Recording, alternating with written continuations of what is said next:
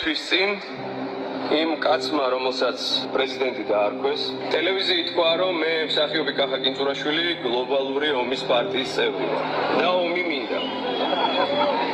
ალბათ ამ კაცმა არ იცის, რომ მე 8 წლის ასაკში სოხუმიდან ომს გამოვიქეცი.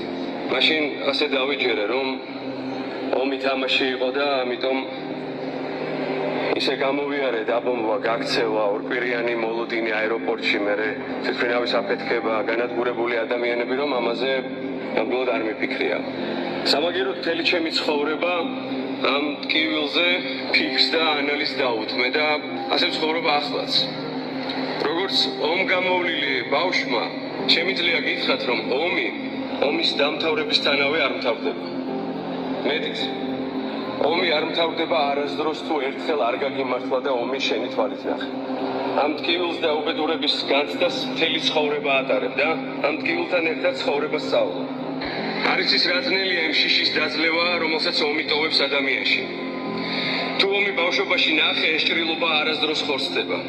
იბრძვი რომ ფეხზე დადგე, პიროვნება ჩამოყალიბდე, ხერხემალი გაიმაგრო და შიში დაძლიო იმისთვის, რომ გიყვარდეს ადამიანები. სამეგობრო გაიჩინო.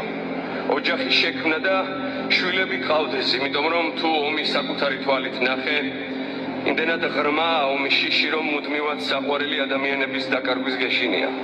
და თუ ომის შიშს არ დაძლევ, ვერასდროს გაბედავ ყავდეს შვილი.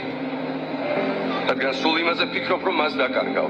და თუ ეს საშინელება გამოიარე, შენი ქვეყანა ყველაფერს უნდა აკეთებდეს, რომ გაძლიერდეს, მეგობრები შემოიკრიბოს. დაცული გახდეს. უსაფრთხო იყოს მასში ცხოვრება, რომ ეს შიში აღარადროს განიცადო. და ამ დროს შეუხორცებელ ჭრილობაზე მარილს გაყრიან. ომით გაშანტაჟებენ. ისიც შენ ყველაზე მეტად გეშინია, რადგან საკუთარი თვალით ნახე. გამოიარე და მერე მთელი შენი ცხოვრება ომი იყო. ამ ომში გადარში. ადამიანად ჩამოყალიბდი, საკუთარ თავს დაეყრდენი და სხვებისთვისაც საყრდენი გახდი. როგორც იქნა შენც და შენი ქვეყანაც ფეხზე დადეგი, თავი აწიეთ. თავმოყვარეობა დაიბრუნეთ და ახლა მოითხოვენ, რომ ეს საწეული თავი უკან დახარო და ზემოდან ბოდიში მოიხადო. ბოდიში მოიხადო იმისთვის, რომ 8 წლის ასაკში საკუთარი სახლიდან გამოგაგდეს. დახოცილი ადამიანები ნახე. დევნილობა განიცადე. წარსული დაკარგე, ბავშვობა და ახალგაზრდობა გაგიმწარდა და ომის შიში ჩაგისახდა, რომელიც არსებობას არ გაცნობს.